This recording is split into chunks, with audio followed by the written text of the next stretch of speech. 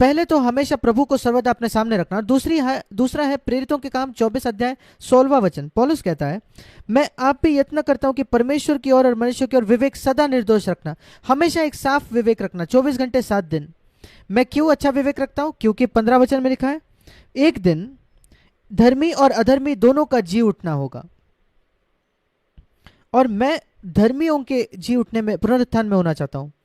और इसको याद रखते हुए 16वां वचन, दूसरे शब्दों में, क्योंकि मैं अधर्मियों के पुनरुत्थान में नहीं होना चाहता, जो एक दूसरा पुनरुत्थान है, मैं धर्मियों के पुनरुत्थान में होना चाहता हूं। क्या आप जानते हो मैं क्या करता हूं उसके योग्य बनने के लिए? ये नहीं कहता कि 20 साल पहले मैंने मसीह को स्वीकार किया अपने हृदय में और मैं दमिश्क के रास्ते पर उसमें मिला और इसलिए मैं जरूर धर्मियों के पुनरुत्थान में होना चाहता हूं। इस प्रकार बहुत ही शारीरिक और मसीह लोग आज बात करते हैं, शायद जिनका नया जन्म भी नहीं हुआ है। पौलुस ने यह बिल्कुल नहीं कहा। उसने कहा, मैं धर्मियों के पुनरुत्थान में होना चाहता हूं, और इस वजह से मैं क्या करता हूं, इसको याद रखते हुए 16वां वचन, उस पुनरुत्थान में होने के लिए धर्मियों के, मैं आप भी यत्न करता हूं, मेरा सबसे अच्छा प्रयत्न करता हूं। मैं सिर्फ पीछे बैठकर यह नहीं कहता प्रभु तू मेरे लिए कर दे, मैं उस परमेश्वर के साथ सहयोग करता हूं। मैं अपना सबसे अच्छा करता हूं कि अपने विवेक को सदा निर्दोष रखो, स्पष्ट रखो, साफ रखो। इसका मतलब अगर मैं कुछ गलत करता हूं तो मैं तुरंत उसको सही कर देता हूं। अपने विवेक को हमेशा स्पष्ट रखना, साफ रखना, यह पाप पर विजय पाने से अलग है। हमेशा वो एक ऊंचा स्तर है, पर अपने विवेक को हमेशा साफ रखना ये ऐसा है जो हमें से हर एक कर सकता है अगर करना चाहे तो। ये यही कहना है कि अगर आपके पैर में कांटा चुभ जाता है तो उसको बाहर निकालो। अगर एक मच्छर आपके हाथ पर बैठता है, आपको काट रहा है, उसको भगा दो। प्रार्थना मत करो कि प्रभु इस मच्छर को आप भगाइए, प्रार्थना मत करो प्रभु इस कांटे को आप निकालिए। आपको यह करना है। हाँ, प्रभु हमें इच्छा देता है करने की, पर आपको खुद बाहर उसको लाना है। देखिए फिलिपियों की पत्री उसका 2 अध्याय, फिलिपियो 2 उसका 12वां और 13वां वचन, जहां लिखा है, तुम अपना डरते कांपते हुए उद्धार का कार्य पूरा करते जाओ। 13वां वचन, जो परमेश्वर आपके अंदर पूरा कर रहा है। ये एक सहयोग है। मेरा जुआ अपने ऊपर उठा लो, यीशु कहता है। एक जुआ 2 बैलों के बीच में होता है, तुम और मैं, यीशु कह रहा है। तुम उस बाहर कार्य में लाओ जो मैं तुम्हारे अंदर कार्य कर रहा हूं। परमेश्वर हमारे अंदर कार्य करता है और हम उसको बाहर लाते हैं। अगर हम कहें प्रभु तू सब कर दे, तो आप कह रहे हो प्रभु मुझे रोबोट बना। क्या आप जानते हो रोबोट ये कंप्यूटर के बनाए हुए ऐसे यंत्र होते हैं जो मनुष्य जैसे दिखते तो है, पर उनको अंदर ऐसा बनाया गया है, उनकी कोई इच्छा नहीं है। वो कभी परमेश्वर के बच्चे नहीं हो सकते। हम कह सकते ये जो तारे हैं, ग्रह है, ये बिल्कुल रोबोट्स है। ये आज्ञा तो मानते हैं परमेश्वर के हजारों साल से, पर वो परमेश्वर के बच्चे नहीं हो सकते। अगर परमेश्वर आपको रोबोट बनाता तो आप कभी परमेश्वर के बच्चे नहीं हो सकते। आप कभी शैतान के बच्चे भी नहीं बनते। बिल्कुल आप तारे और ग्रह जैसे होते। वो ना तो परमेश्वर के बच्चे ना तो शैतान के बच्चे, वो रोबोट है। पर परमेश्वर ने आदम को एक स्वतंत्र इच्छा दी, और हमारे नए जन्म के बाद भी हमारे स्वतंत्र इच्छा, और हमें एक चुनाव करना है। मैं ये निश्चय करता हूं परमेश्वर के अनुग्रह से, पवित्र आत्मा के सामर्थ्य से, कि मैं अपने विवेक को हमेशा साफ रखूं। कोई कांटा मेरे पैर में चुभ जाए तो मैं उसको निकालूंगा, वो उसका मतलब है।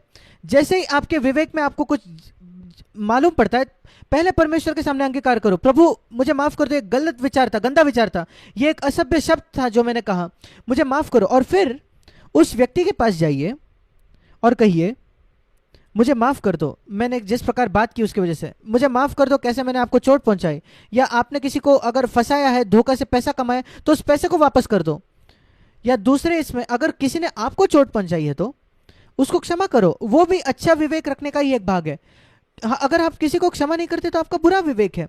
और यीशु ने कहा जब आप प्रार्थना करते हैं, पिता हमें हमारे पापों को वैसे क्षमा कर, बिल्कुल वैसे ही जैसे हम दूसरों की क्षमा करते हैं। वही प्रभु ने हमें प्रभु की प्रार्थना में सिखाया, जिसको प्रभु की प्रार्थना कहा जाता है, हे हमारे स्वर्गीय पिता, हमारे अपराधों को तो वैसा क्षमा कर जैसे हम दूसरों के अपराधों को क्षमा करते हैं। और हम प्रभु को कह रहे हैं, प्रभु मुझे बिल्कुल वैसे ही क्षमा कर जैसे मैंने दूसरे व्यक्ति को क्षमा की है। और अगर आपने उसको क्षमा नहीं किया, आप प्रभु को कह रहे हो कि प्रभु मुझे क्षमा मत करो, क्योंकि वही तो प्रार्थना है। प्रभु हमारे पाप वैसे क्षमा कर जैसे हम दूसरों को क्षमा करते हैं, बिल्कुल उसी तरीके से जैसे हम क्षमा कर रहे हैं। पर अगर आप दूसरों को क्षमा करते हो पर एक द्वेष रखते हो हृदय में, आप कह रहे हो प्रभु मुझे क्षमा तो करो पर एक द्वेष रखो, क्या आप जानते हो उस प्रार्थना का अंतर क्या है? मतलब क्या है? हमें वैसे क्षमा करो जैसे हम क्षमा करते हैं। एक साफ विवेक रखो, लोगों को दिल से क्षमा कर दो। अपने याददाश्त की चिंता मत करो, अपने याददाश्त पर हमें कोई काबू नहीं। हम हमेशा याद रखेंगे लोगों ने हमारे खिलाफ क्या किया है, 20, 30, 40 वर्षों पहले, पूरे जीवन भर हम भूल नहीं सकते लोगों ने जो हमारे खिलाफ किया। मैं नहीं भूल सकता वो बातें, कई बातें जो लोगों ने मेरे खिलाफ की है। मैं परमेश्वर का सेवक हूं और परमेश्वर के सेवक शैतान के हमले के आते हैं हमले में, और शैतान लोगों का इस्तेमाल करता है हमें तकलीफ देने के लिए, और कई लोगों ने मुझे चोट पहुंचाई है कई तो अलग अलग तरीकों से 61 वर्षों में। पर मैं ईमानदारी से परमेश्वर के सामने कह सकता हूं, मेरे किसी के खिलाफ कुछ भी नहीं है, मैंने सबको क्षमा किया है पूरी तरीके से, मेरा विवेक बिल्कुल साफ है। मैं प्रभु को कह सकता हूं बिना किसी हिचकिचाहट के, प्रभु मुझे क्षमा कर, बिल्कुल वैसे ही जैसे मैंने दूसरों को क्षमा की है। मैं भूल नहीं सकता उन्होंने क्या किया, परमेश्वर भी नहीं भूल सकता। परमेश्वर की एक याददाश्त मुझसे बेहतर है, वो सब कुछ याद रखता है, पर उसने मुझे क्षमा किया है। क्या आपको लगता है परमेश्वर नहीं जानता हमने जो उसके खिलाफ किया है? मुझे याद है, परमेश्वर की याददाश्त मुझसे बुरी कैसे हो सकती है? मैं जानता हूं मूर्ख बातें जो मैंने की नए जन्म पाने से पहले, नए जन्म पाने के बाद भी, पर परमेश्वर ने उनको साफ कर दिया मसीह के लहू से, वो मुझे दोष नहीं लगाता। इसलिए मैं कहता हूं प्रभु मैं लोगों को क्षमा करना चाहता हूं, मैं उसको याददाश्त से नहीं निकालना चाहता, पर मेरी इच्छा जरूरी बात है, मैं उसको क्षमा करता हूं और मैं जाकर माफी मांगता हूं किसी से, बहुत बहुत जरूरी। आप अपने विवेक को साफ नहीं रख पाओगे अगर आप लोगों को क्षमा नहीं करोगे। तो जब जैसे ही वो आपके खिलाफ कुछ करते हैं, तो अगर आप क्षमा नहीं मांगते, क्योंकि यहां लिखा है मैं अपने विवेक को परमेश्वर और मनुष्यों की ओर निर्दोष रखता हूं।